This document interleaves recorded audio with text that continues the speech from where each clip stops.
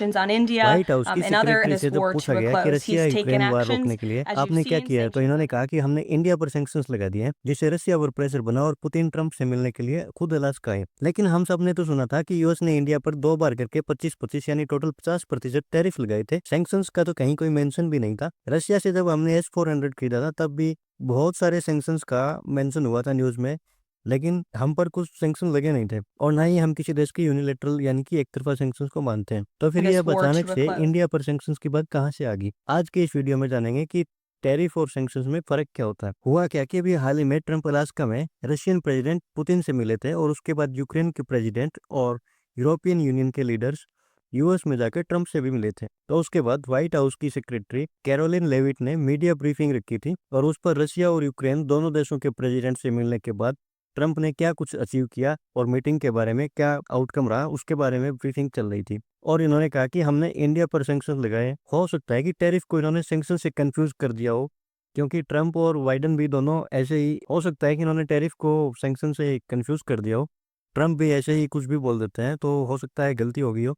लेकिन भाई ऐसा तो नहीं है कि कोई ऐसे वैसे ही लेटर लिख के इनको पकड़ा देता है और ये पढ़ के सुना दे, क्योंकि इनकी जो वॉइस है वो पूरी दुनिया में सुनी जाती है। मोस्ट लाइकली ऐसी स्क्रिप्ट को 2 से 3 बार प्रूफ रीड भी किया जाता है। जाहिर सी बात है भाई, सैंक्शन वर्ड का यूज करना इंटेंशनल ही रहा होगा। अब इनकी एक छोटी सी क्लिप देखिए।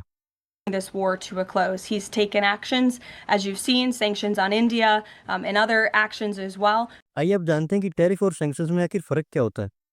सबसे बेसिक डिफरेंस टैरिफ और सैंक्शन में ये होता है कि टैरिफ काफी कॉमन थिंग है और फ्रेंडली कंट्रीज के कॉन्टेक्स्ट में भी लगाया जा सकता है, लेकिन सैंक्शंस हमेशा एनिमी कंट्रीज के खिलाफ यूज किए जाते हैं। देखिए, tariff most of the time trade या सर्विस से रिलेटेड होता है। जब एक देश ए दूसरे देश बी से ट्रेड करता है तो उन चीजों की बेस प्राइस पर एक एडिशनल टैक्स चार्ज करता है ताकि बी अपने देश में बनी हुई चीजों को कम या बराबर के भाव में बेच सके।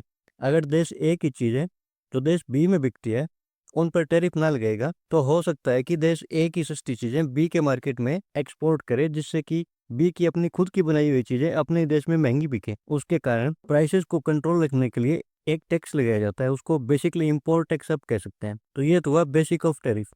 आसान भाषा में जब कंट्रीज आपस में ट्रेड करती है तो एक दूसरे के प्रोडक्ट्स पर टैक्स लगाती है, जो काफी नॉर्मल थिंग है, वर्ल्ड वाइड ऐसा ही होता है। इसी को टैरिफ कहा जाता है। और कुछ अनबन होने की कंडीशन में या प्राइस स्टेबल ना हो, ऐसी कंडीशंस में टाइम टाइम पर टैरिफ कम या ज़्यादा भी हो सकते हैं, या फिर कहीं फ्री ट्रेड एग्रीमेंट साइन हो जाए, एफटीए साइन हो जाए, तो उसके केस में भी टैरिफ कम हो सकते हैं। जैसे इंडिया और यूके ने फ्री ट्रेड एग्रीमेंट साइन किया था तो बहुत से प्रोडक्ट्स पर टैरिफ कम कर दिया गया है। इस पर मैंने एक डिटेल वीडियो पहले ही चैनल पर बना रखी है। जैसे यूएस और चाइना का ट्रेड वॉर ट्रंप के फर्स्ट टर्म के दौरान काफ़ी देखने को मिला था और अब सेकंड टर्म के दौरान भी चाइना टैरिफ वॉर महीने भर तक चला था। फिर ट्रंप चाइना पर काफ़ी सॉफ्ट पड़ गए और टैरिफ 90 डेज तक स्टैंड बाय मोड में डाल दिया था, क्योंकि चाइना पर अगर टैरिफ लगाएंगे तो यूएसए में बेसिक चीज़ें काफ़ी महंगी हो जाती है और इन द एंड टैरिफ का पैसा आता तो जनता की जेब से ही है। तो ट्रंप को मिड टर्म इलेक्शन में काफ़ी लॉसेस फेस करने पड़ते। इन सब को छोड़कर वापस अपने काम की बात पर आते हैं और देखते हैं कि टैरिफ और सैंक्शंस के बीच डिफरेंसेस क्या क्या है। अब सैंक्शंस की बात करते हैं। टैरिफ जहाँ ट्रेड को कम करने के काम आता है, इसमें ट्रेड को प्रतिबंधित नहीं किया जा सकता। वहीं सैंक्शंस ट्रेड को रोकने की एक प्रक्रिया है। सैंक्शंस किसी भी देश पर दबाव डालने के काम आते हैं ताकि वह अपनी पॉलिसीज को बदल सके, या फिर कहीं सिक्योरिटी थ्रेट्स, टेररिज्म या ह्यूमन राइट्स वायलेशन के केसेस में सैंक्शंस लगते हैं। किसी देश को ग्लोबल इकोनॉमी से आइसोलेट करने के लिए भी सैंक्शंस लगाए जाते हैं, जैसे ईरान का आपने देखा होगा। टैरिफ के बावजूद भी ट्रेड्स जारी रहते हैं, लेकिन सैंक्शंस के बाद ट्रेड एकदम बंद हो जाते हैं। अब सैंक्शंस के प्रकार कौन कौन से हैं ये देखते हैं। सबसे कॉमन सैंक्शन यही है, इकोनॉमिक सैंक्शन।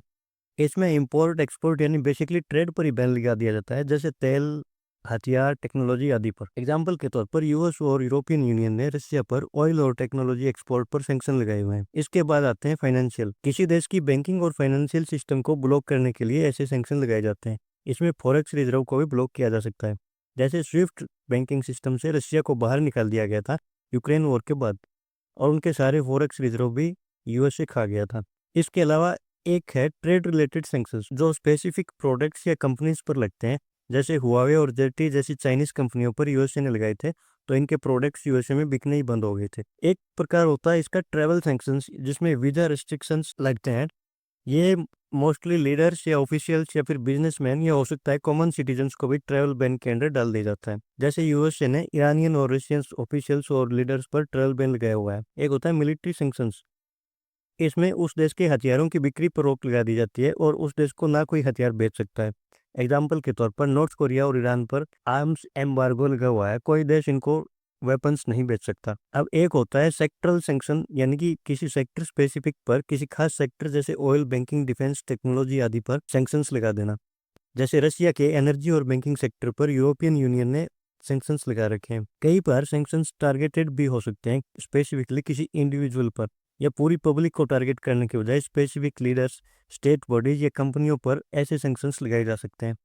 एग्जाम्पल के तौर पर रशिया के बिलियनियर्स की यॉट्स और एसेट्स या प्रॉपर्टी जो यूएसए में थी वो सारी जब्त कर ली गई थी। सैंक्शंस इंपोज करने के आधार पर भी दो प्रकार के होते हैं, एक होते हैं यूनाइटेड नेशंस के सैंक्शन और एक होते हैं इंडिविजुअल कंट्रीज या ग्रुप ऑफ कंट्रीज जैसे G7 या फिर यूरोपियन यूनियंस के। इनको यूनिलैटरल सैंक्शन कहा जाता है, यानी एक तरफा, और सभी देश इसको माने ऐसे कोई बाध्यता नहीं होती है। इंडिया किसी भी देश के यूनिलैटरल सैंक्शंस को नहीं मानता है, लेकिन अगर यूनाइटेड नेशंस या इसकी कोई भी बॉडी जैसे WTO आदि कोई सैंक्शन लगाए तो ये सभी यूएन मेंबर्स को बाध्य होते हैं। मोस्टली सभी नेशंस इन सैंक्शंस को मानते भी हैं। यूएन सैंक्शन सभी यूएन कंट्रीज मिलकर लगाते हैं और सभी देशों को ये लागू करने पड़ते हैं। लेकिन यूनिलैटरल सैंक्शंस अकेला देश इंपोज करता है, जैसे यूएसए हो गया। अब दोनों के इम्पैक्ट की बात करते हैं, टैरिफ और सैंक्शंस की।